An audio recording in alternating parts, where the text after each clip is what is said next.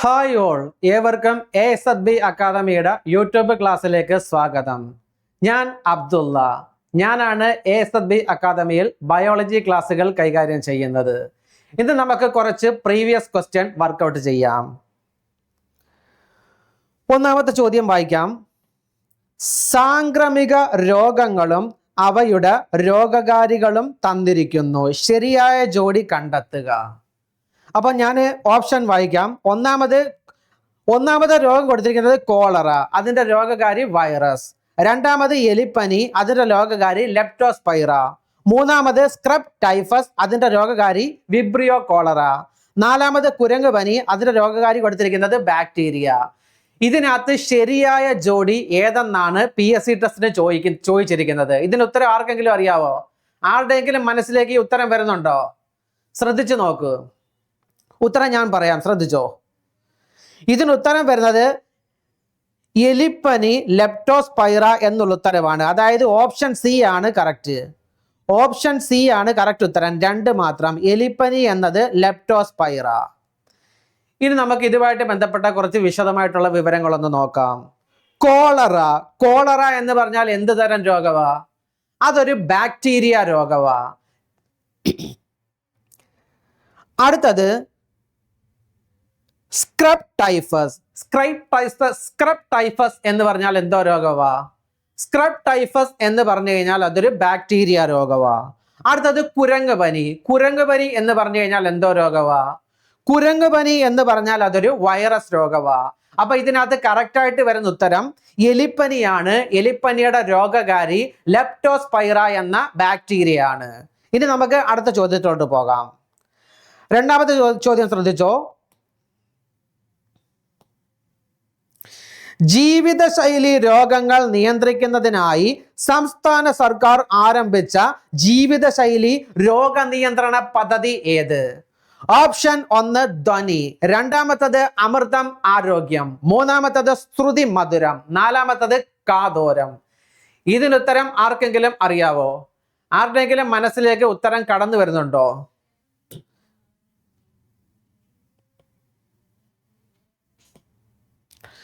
ഇതിന് ഉത്തരമായിട്ടുള്ളത് അമൃതം ആരോഗ്യമാണ്.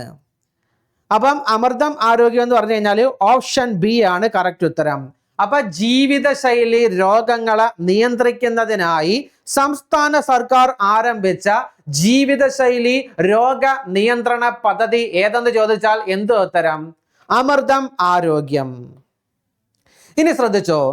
ധ്വനി എന്ന് പറഞ്ഞാൽ എന്തുവാ? ധ്വനി എന്ന് പറഞ്ഞു കഴിഞ്ഞാല് കോക്ലിയർ ഇംപ്ലാന്റേഷൻ നടത്തിയവർക്ക് തുടർ ചികിത്സ ഉറപ്പാക്കുന്ന കേരള സർക്കാരിന്റെ പദ്ധതി ചോദിച്ചാൽ അതെന്തുവാ? അതാണ് ധ്വനി. അപ്പൊ എന്തുവാ ധ്വനി എന്ന് പറഞ്ഞു കഴിഞ്ഞാല് കോക്ലിയർ ഇംപ്ലാന്റേഷൻ നടത്തിയവർക്ക് തുടർ ചികിത്സ ഉറപ്പാക്കുന്ന കേരള സർക്കാരിന്റെ പദ്ധതിയാണ് എന്തുവാ? അതാണ് ധ്വനി. അടുത്തത് അന്നേരം ഒരു ഇതുമായിട്ട് കണക്ട് ചെയ്തൊരു ചോദ്യമുണ്ട്. ശ്രുതി തരംഗം എന്തുവാന്ന് ആർക്കെങ്കിലും അറിയാവോ? ശ്രുതി തരംഗം അതാണ് ബധിരരായ കുട്ടികളുടെ കോക്ലിയ മാറ്റിവെക്കൽ ശസ്ത്രക്രിയക്ക് ധനസഹായം നൽകുന്ന കേരള സർക്കാരിന്റെ പദ്ധതി എന്തുവാ? അതാണ് ശ്രുതി തരംഗം. അടുത്തത് കാതോരം എന്ന പദ്ധതി ഈ ഓപ്ഷനകത്ത് വന്നിട്ടുണ്ട്. എന്തുവാ കാതോരം എന്ന് പറഞ്ഞു കഴിഞ്ഞാല്? കാതോരം എന്ന് പറഞ്ഞു കഴിഞ്ഞാല് കേൾവി തകരാറുള്ള കുട്ടികളെ സഹായിക്കാൻ സാമൂഹിക നീതി വകുപ്പ് ആരംഭിച്ച പദ്ധതി ഏതാ? അതാണ് കാതോരം. അപ്പൊ എന്തുവാ കാതോരം? കേൾവി തകരാറുള്ള കുട്ടികളെ സഹായിക്കാൻ സാമൂഹിക നീതി വകുപ്പ് ആരംഭിച്ച പദ്ധതി ഏതാ? അതാണ് കാതോരം. അപ്പൊ ഓപ്ഷനകത്ത് വേറെ ഒരു കാര്യം കൂടെ വന്നിട്ടുണ്ട്. അതെന്തുവാ? ഓപ്ഷനകത്ത് വന്നിട്ടുള്ള വേറെ ഒരു പ്രസ്താവനയുണ്ട്, അത് ശ്രദ്ധിച്ചു. അതെന്തുവാ? ഓപ്ഷനകത്ത് വന്നിട്ടുള്ളതാണ് ശ്രുതി മധുരം. ഈ ശ്രുതി മധുരം എന്തുവാണെന്ന് ആർക്കെങ്കിലും അറിയാവോ? ശ്രുതി മധുരം എന്തുവാണെന്ന് ചോദിച്ചു കഴിഞ്ഞാല് കേൾവി തകരാറുള്ളവർക്ക് ശ്രവണ സഹായത്തിനായി ഉപകരണങ്ങൾ വിതരണം ചെയ്യുന്നതിനായി കോട്ടയം ജില്ലയിൽ ആരംഭിച്ച പദ്ധതി ഏതാ? അതാണ് ശ്രുതി മധുരം. അപ്പൊ എന്തുവാ ശ്രുതി മധുരം? കേൾവി തകരാറുള്ളവരെ സഹായിക്കുന്നതിന് ശ്രവണത്തിന് വേണ്ടിയുള്ള ഉപകരണങ്ങൾ വിതരണം ചെയ്യുന്നതിനായി കോട്ടയം ജില്ലയിൽ ആരംഭിച്ച പദ്ധതി ഏതെന്ന് ചോദിച്ചാൽ അതേതാ? അതാണ് ശ്രുതി മധുരം.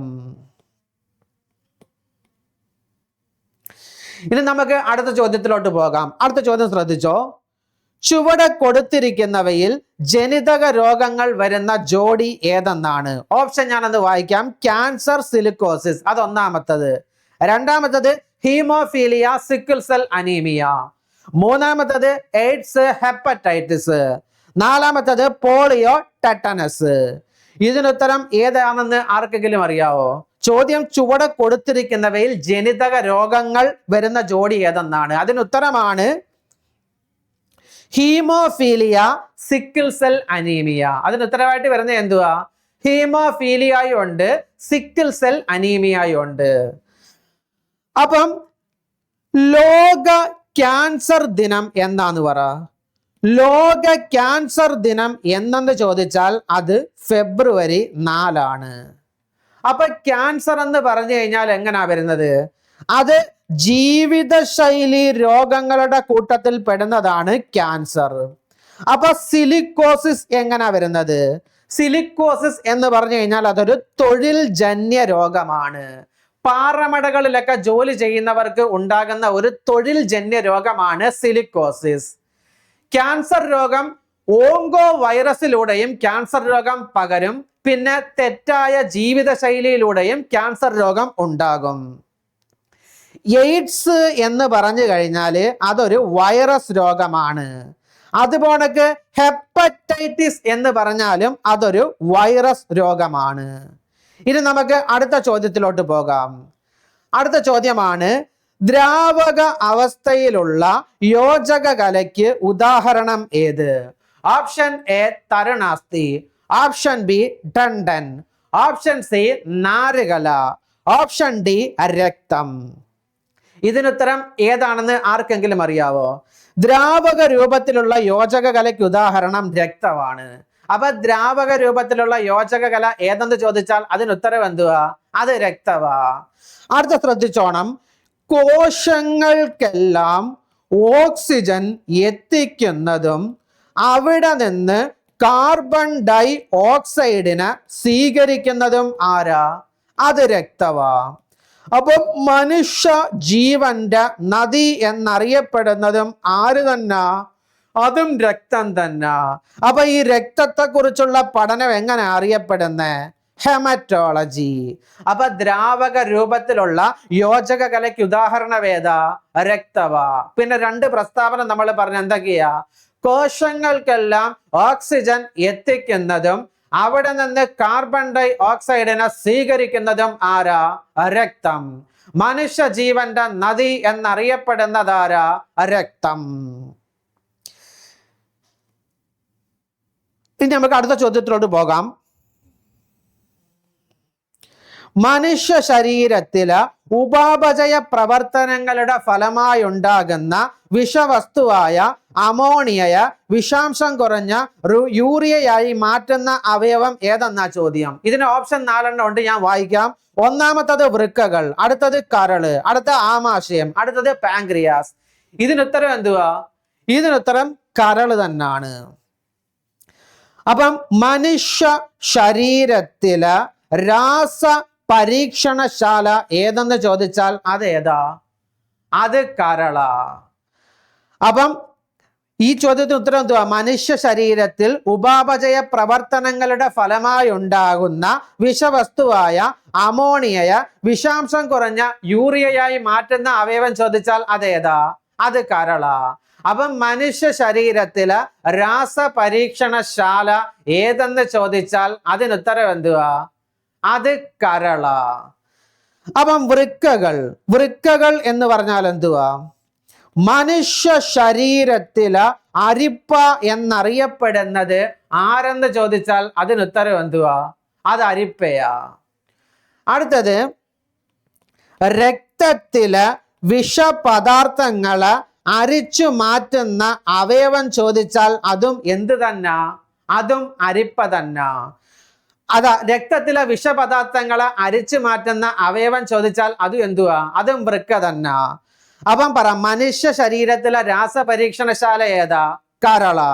അപ്പൊ വൃക്കകൾ എന്ന് പറഞ്ഞാൽ എന്തുവാ? മനുഷ്യ ശരീരത്തിലെ അരിപ്പ ഏതെന്ന് ചോദിച്ചാൽ അതേതാ? അത് വൃക്കയാ.